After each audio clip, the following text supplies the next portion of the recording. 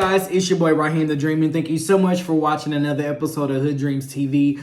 On today's episode, you guys know it, we're doing my recap, my review of Season 5, Episode 9, Chasing Dallas. And if you are new to my channel, Jumbo, I'm so glad to have you here. Please make sure that you do me a favor and hit that subscribe button. Also, make sure that you hit the like button and share this video on your social media with all of your friends and family. As always, I did take some notes on my backup phone here, so we'll just try to make this real quick. So let's get into it. So we start off the episode where last week's episode left off, where Seven and Jeff were getting into it over hip hop and who can do it versus who can't do it, and who hip hop was made for versus who it wasn't made for.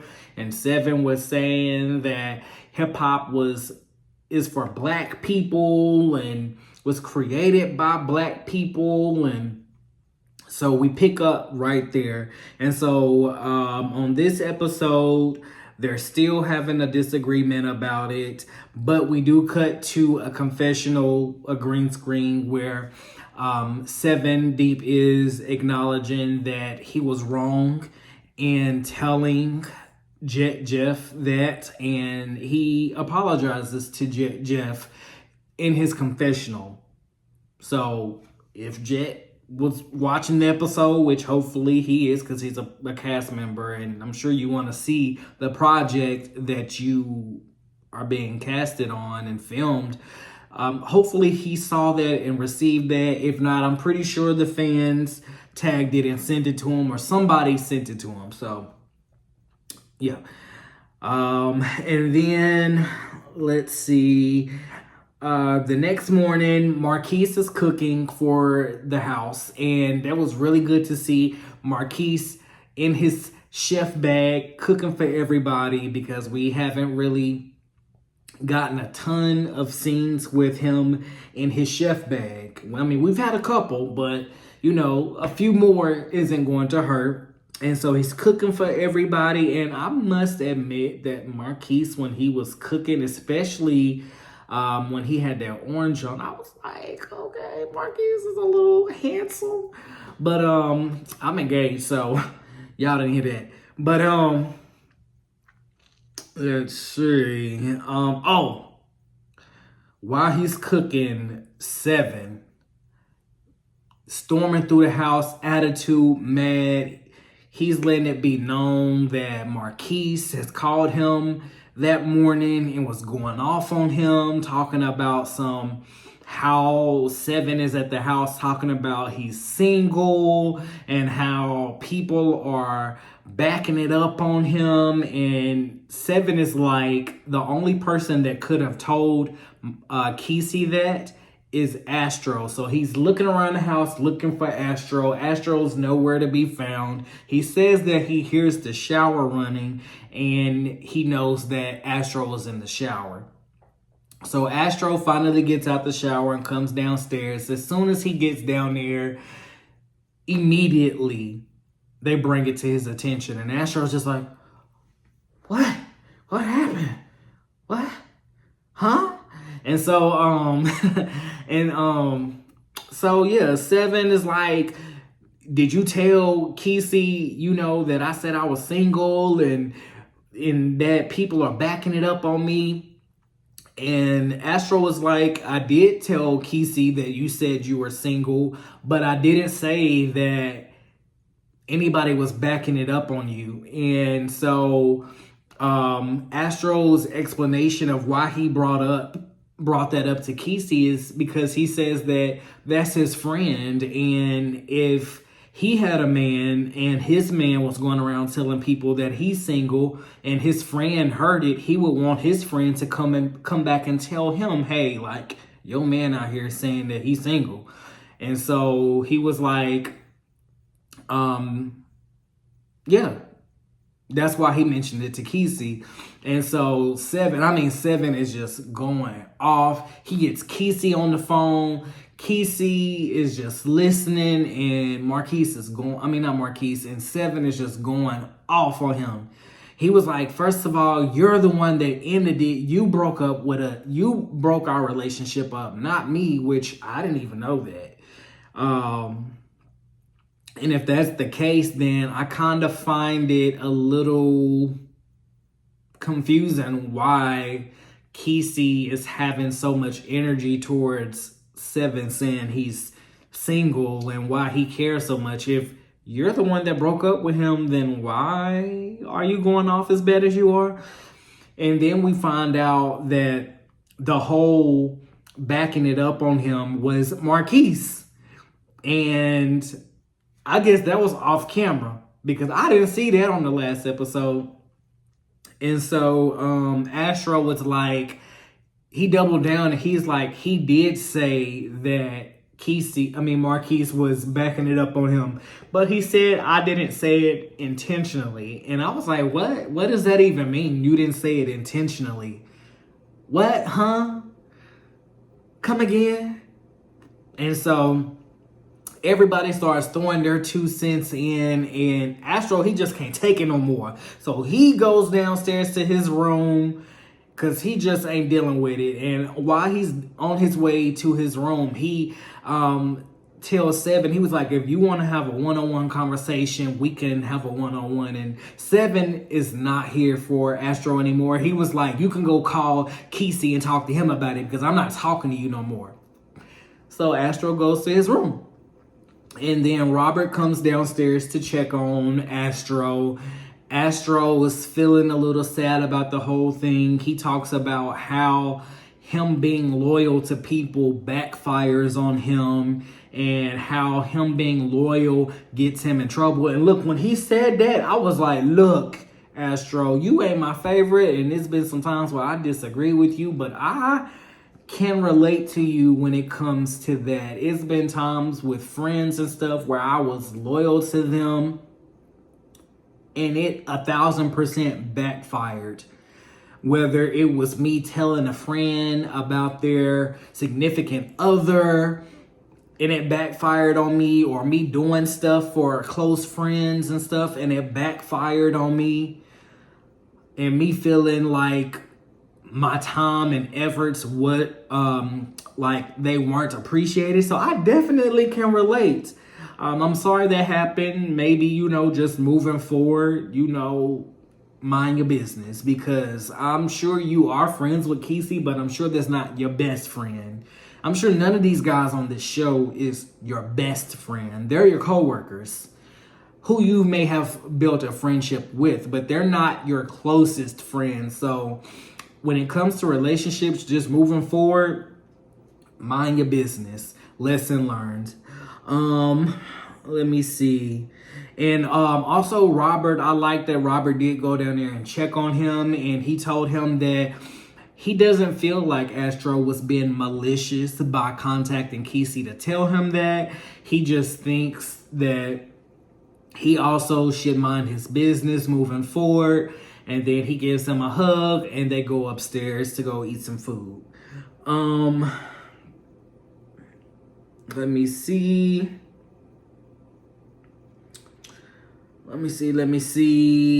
Oh, during the break, so we go to a break. During the break, we get a commercial advertisement for Marquise where he's showcasing his food and his cooking and his new seasoning blend that will be coming out soon.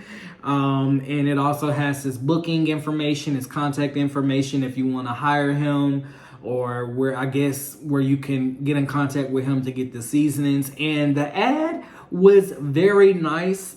I have to give a kudos to Marquise, because at first I didn't like Marquise. Well, at first I did like him, then I didn't like him, and now I'm back to liking him. It's very much ping pong. He's starting to grow on me again. And the food in his advertisement looked spectacular. I would love to hire him one day. If he ever comes to Charlotte, might have to put a few dollars in his pocket. Let me see. And then after that, the show comes back on, and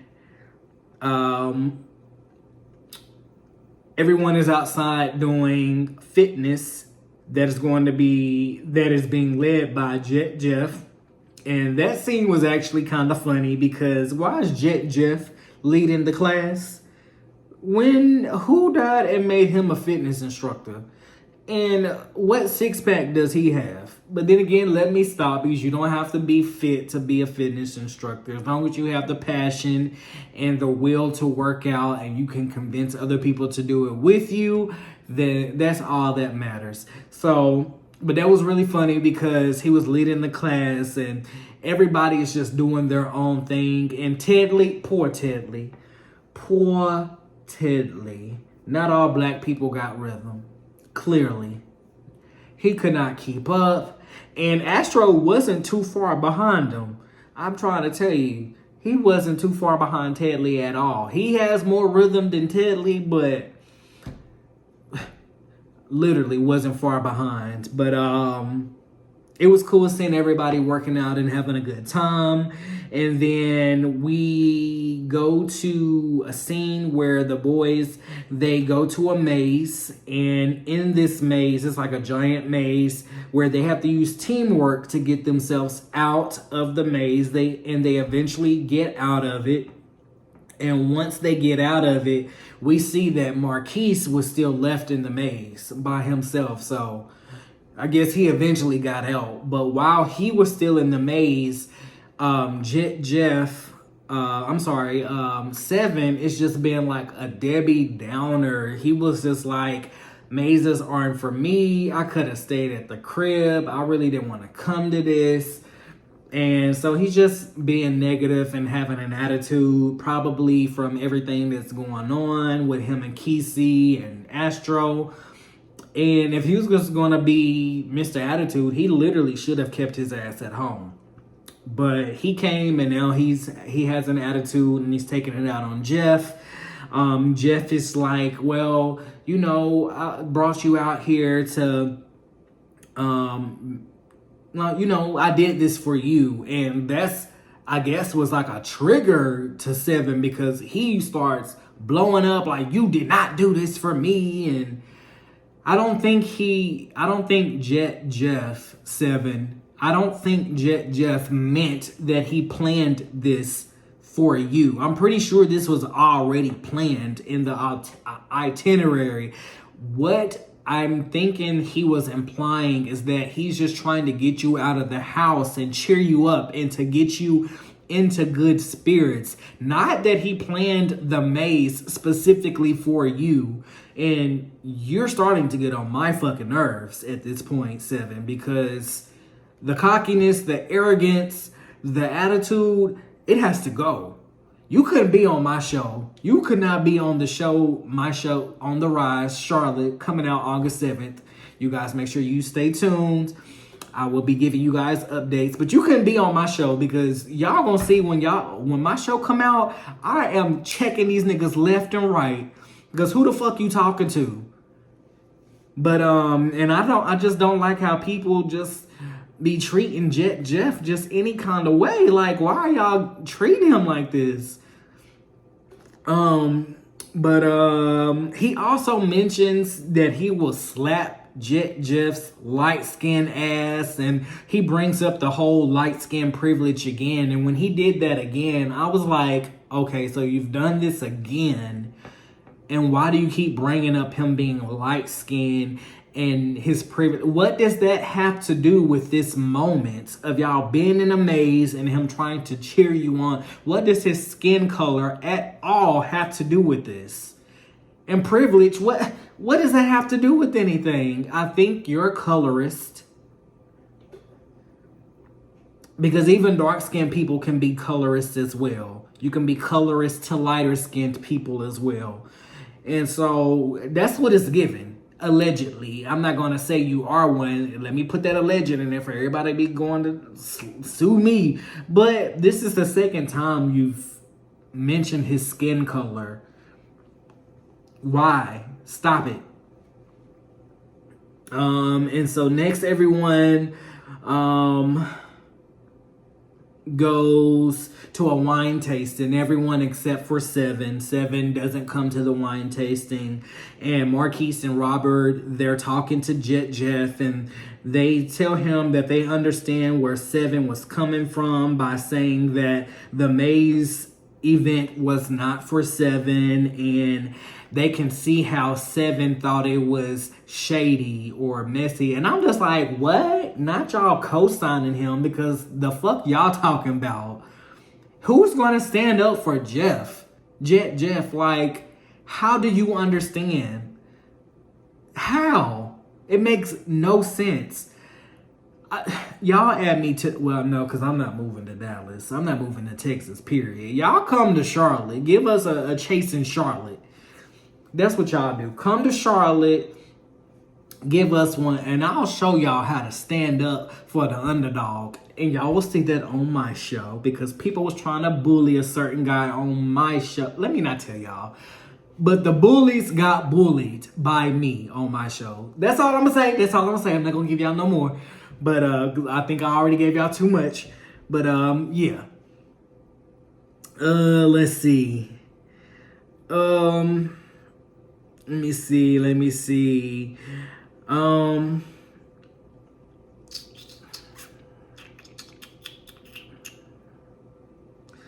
Okay, so while they're at the wine tasting, JC, it looks like he's about to fall or something. And it was funny because I don't know. I thought it was the wine getting to him. But they talk about how JC is about to pass out. And let me see. JC does do a confessional talking about that moment, and he says that he almost fell because his leg gave out. And honey, I think he is one of the older ones on the cast. And let me tell you, these legs, because I'm 32 now, May 19th, and that's not even old compared to some people. But look, the older you get, them legs do give out, especially if you've been drinking. So that was hilarious. Let me see. Next, we go to a scene where the guys are out having dinner and they're at a saloon. And while they're sitting down, the camera pans behind JC. And JC is wearing this like Balenciaga blazer. And the producers are shady AF. Because they zoom in on the tag that's on the back of the Balenciaga blazer. And when I tell you I had to rewind it back like 2 times and pause it. And even when I paused it, it was blurry, so I couldn't really see it. They zoomed in on the tag on the back of it. And the tag was like tan and the jacket was black. So you can't miss it. And so I don't know what the producers were trying to do by that. I guess they were trying to be funny. But then again, I can't afford Balenciaga, and I probably can, but I would never buy Balenciaga because I'm just not a label whore. The price of one Balenciaga jacket, I can probably get five other items for that one. You know, that's just how I am. I'm a little country boy, so. But then again, I do know that there are some clothes, and I don't know if that tag was a price tag or if it was just like another tag that's supposed to stay on the blazer. Because there are some clothes where you don't take the tag off. And it's not necessarily a price tag, but it's just another type of tag that stays on it. So I don't know what kind of tag it was, but I did peep that the producers did zoom in on it. And I was like, they so shady. And so while they're at the table, Jeff, he does bring pen and paper, and he tells everybody that he would like for them to write one thing on the paper that they would like to leave at the trip here in Oklahoma. And then they're going to go burn it. So it doesn't have to be something that happened while on this trip. It can just be anything in general that you want to leave here and not take back home with you. Let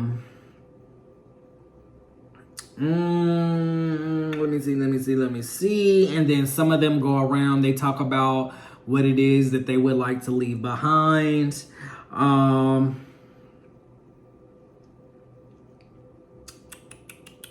Next, JC invites everyone to his drag brunch, and he says that Astro, Jet, Jeff, and did he say Robert? Did he say Robert? Anyway, he said there's going to be some of the boys from the cast that are going to be performing. And he said that the event is a meet and greet tour for Charles and Miss Netta. Wow. Okay. And so we will get to see them on the next episode. And after that, Seven invites everyone to his Hoochie Daddy music video shoot and advises for everyone to come in Hoochie attire, whatever that is. Next, Robert advises that he is going to be having a mental health event coming up. And he will give everybody the details of that, which that's very important. Mental health is very important. So I hope the guys go and they learn some great coping mechanisms to help with mental awareness, mental stress, because we all go through some type of form of mental health. Yeah. And then after that, Jeff explains that he is finishing up his album very soon and that he's going to throw an album release party and he's inviting everyone to that. The name of his album is going to be Peruvian King, and he's kind of doing a Candy Burris type of situation because people keep calling him Peruvian. And so he's taking, what did Candy say? He's taking he's taking lemons and making lemonade, something like that. I forgot what it is. He's taking something bad and making it into money. So, after that, Marquise brings up his seasoning line, which is going to be coming out soon, and he would like for everybody to sample his seasoning. Astro says that he has a couple of new songs dropping soon. Tedley talks about his book that didn't have any words on the pages or something like that when they went to his book signing or book release, and how his book is going to be out in a couple months. And he said it's going to be out at like Walmart. And did he say Target? I can't remember if he said Target, but he said Walmart and Barnes and Noble for sure. And I was like, oh, okay, not Barnes and Noble. Okay, Tedley. And then he's talking about how he's working on another property.